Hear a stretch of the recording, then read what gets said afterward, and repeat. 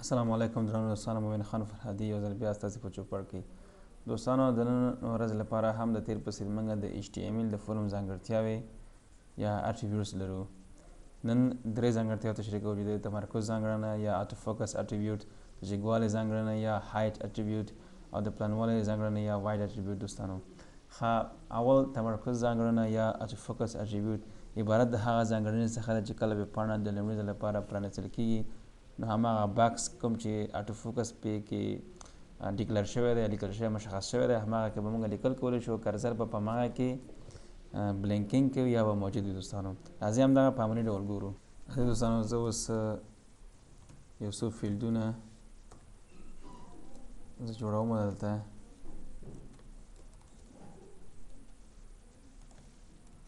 دا به زه کاپي پیسټ کوم څو ځلې. فرضاً په دغه فورمه کې موږ 5 یا 6 یا 7 فیلډونه لرو. دا ما سیف که او زه ما همدغه راخلاصوم په خپل براوزر کې. راځئ دوستانو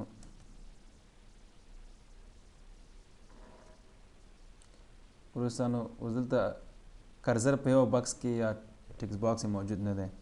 نو که چېرته لاړ شم د زه فرضاً په دغه دویم باندې اټوفوکس دا به زه کنټرول اس کوم، بېرته به لاړ شم ویبپاڼې ته او ګورئ په دویم باندې ما دغه کړی و اټوفوکس اټریبیوټ یا ځانګړنه مې هلته لیکلی و، دلته په دویم باندې راغی. که چېرته زه بېرته لاړ شم په اولې باندې زه دا ولیکم،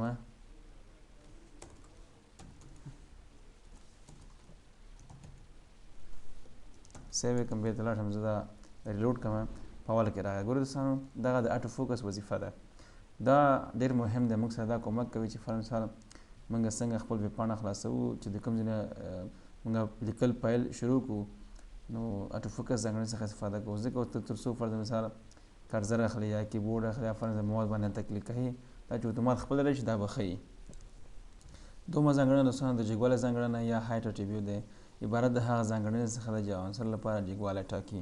راځئ دا هم په عمل ډول ګورو. نو زه یو ایمیج جوړوم دلته او یو لینک مې راواخیسته، هلته اچوم کنټرول اس، زه به همدغه خپل ویبپاڼه خلاصوم.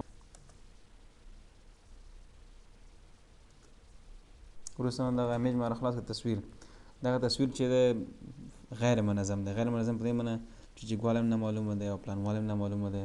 نو دغسې موضوعاتو لپاره موږ د هایډ اینډ وایډ اټریبیوټ جګوالی او پلانوالی ځانګړنې څخه استفاده کوو. راځئ دوستانو اوس اول به د جګوالي ځانګړنې څخه استفاده کوو. هایټ مساوي کېږي د فرض مثال د 200 سره. راځئ دا د کنټرول اس کوم، لاړ به شم خپل ویبپاڼې ته. ویبپاڼه به راخلاص کړم.